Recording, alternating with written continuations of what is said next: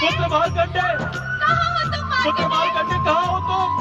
हे भोलेनाथ, दया करें भोलेनाथ।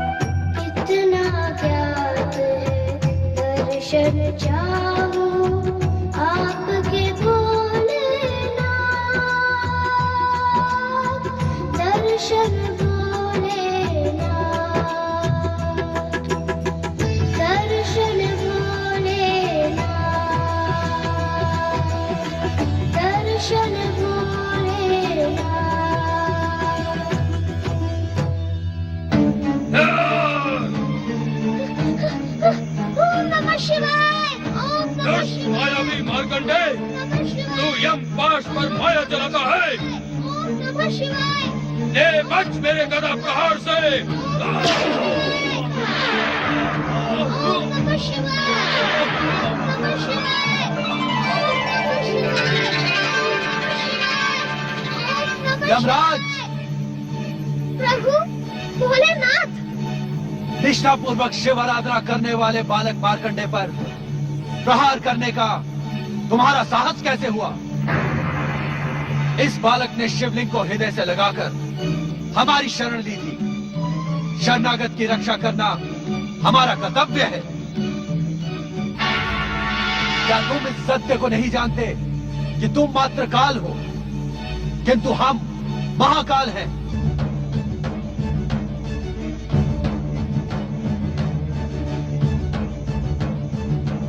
हमारी निष्ठा और भक्ति की चरम सीमा पर पहुंचा ये बालक मार्कंडे शिव कृपा से अवध्य हो गया है।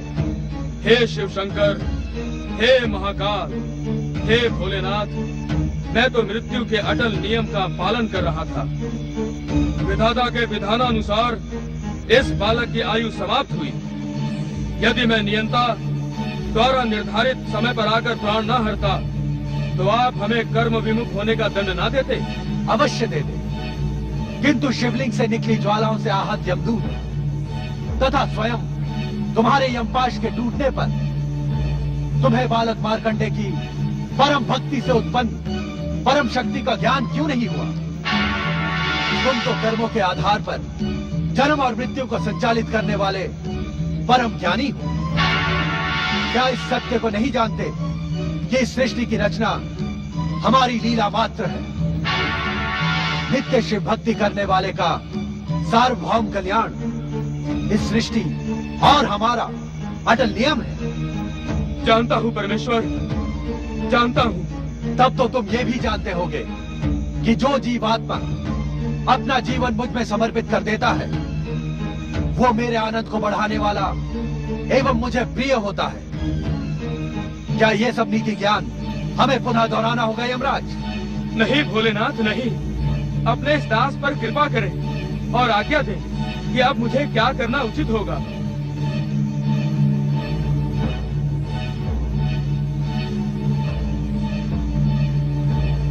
यमराज, मार्कंडे के माता पिता के पुण्य प्रभाव एवं जन्म से ही शिव निष्ठा के कारण अब यह बालक अल्पायु रहा ही नहीं। इसकी अल्पायु का अभिशाप समाप्त हो गया। किंतु विधाता के विधान के अनुसार इसकी अल्पायु स्पष्ट है भोलेनाथ।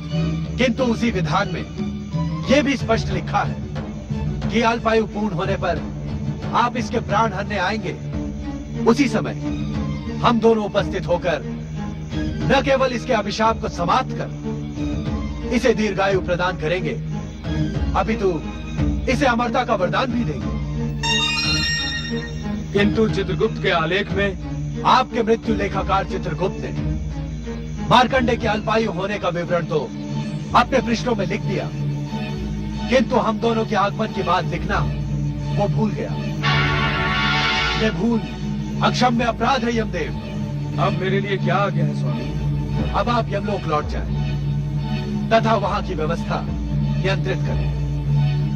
आपके आलेखों में त्रुटि सृष्टि के अनर्थ का कारण बन सकती है।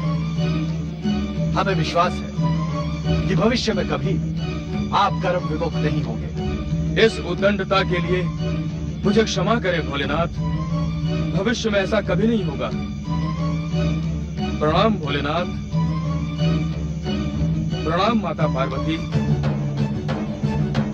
प्रणाम परम शिव भक्त मार्कंडे।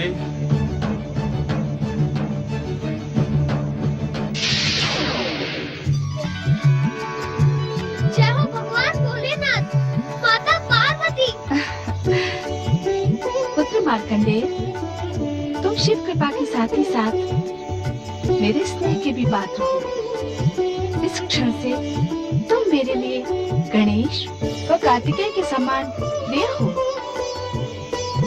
मैं तुम्हें अपने पुत्रों के समान ही अटूट स्नेह एवं सिद्धियां प्रदान करूंगी।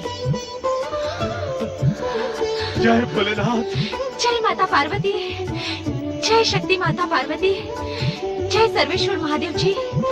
हम अज्ञानियों को क्षमा करें। हमने आपकी कृपा पर संदेह किया और मार्कंडेय के अल्पायु के भय से अपनी भक्ति को पूर्ण रूप से आपके श्री चरणों में समर्पित नहीं किया। कृपा निधान, आपकी कृपा अपरंपार है। आप तो दया के सागर हैं। आपकी भक्ति असंभव को भी संभव बनाने में सक्षम है।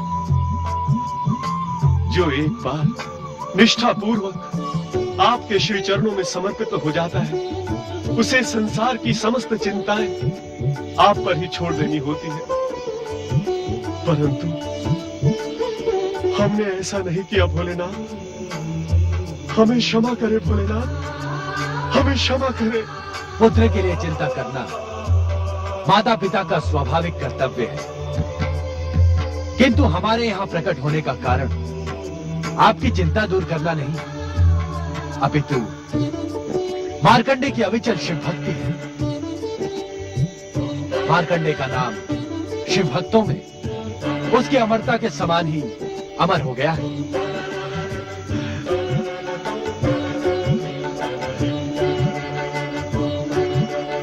पुत्र मार्कंडेय, तुम मेरी विशेष कृपा के अधिकारी बन गए हो।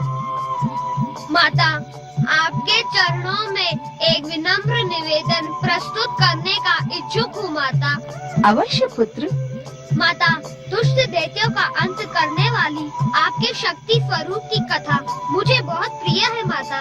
शांत क्यों हो गए मार्कंडे? अपनी इच्छा निसंकोच कहो।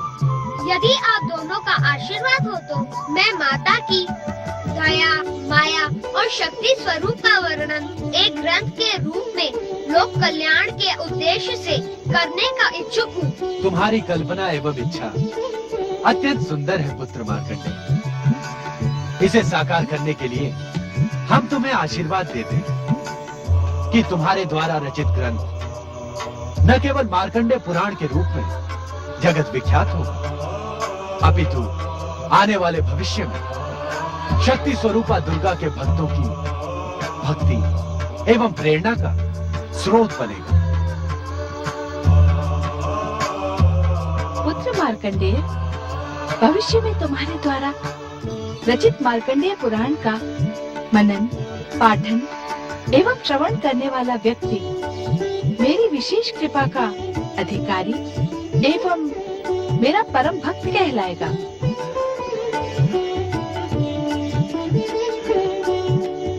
इतना ही नहीं पुत्र, मार्कंडे पुराण का प्रत्येक श्लोक पापी से पापी व्यक्ति को पाप मुक्त कराने वाला, शिव कृपा एवं कैलाश लोक प्राप्त कराने में सक्षम होगा। हाँ भोलेनाथ, माता पार्वती, आप दोनों के आशीर्वाद को आदेश समझकर मैं इसका पालन करूँगा। तुम तुम अपने अपने प्रत्येक अनुष्ठान में सफल हो पुत्र। भगवान भोलेनाथ एवं माता पार्वती की जय।